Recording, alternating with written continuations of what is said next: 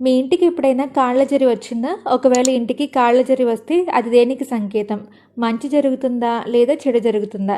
ఇంటికి కొన్ని రకాల జంతువులు, పక్షులు, కీటకాలు వస్తూ ఉంటాయి. ఇంటికి వచ్చి కొన్ని రకాల కీటకాలు, జంతువులు, పక్షుల ద్వారా జరగబోయే వాటి గురించి ముందుగానే తెలుసుకోవచ్చని శాస్త్రాలు చెబుతున్నాయి. ఇంట్లో ఎక్కువగా సాలెగొళ్ళు ఉంటే అవి నెగిటివ్ ఎనర్జీని ఆకర్షిస్తాయి. అలాగే ఇంటికి తరచుగా పాములు వస్తూ ఉంటే ఆ ఇంటి యజమానికి అనారోగ్య సమస్యలు వచ్చే అవకాశం ఉందని, వారు ఆరోగ్యం పట్ల జాగ్రత్త వహించాలని సంకేతం. అంతేకాకుండా ఇంట్లో ఎక్కువగా చెదపురుగులు గనక ఉంటే ఐశ్వర్య హాని కలుగుతుందని అర్థం.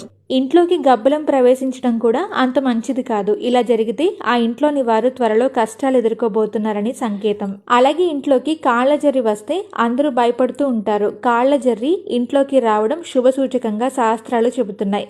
త్వరలో ఆ ఇంటి సభ్యులకు ఏదో మంచి జరుగుతుంది అనడానికి దీన్ని సంకేతంగా భావించాలి.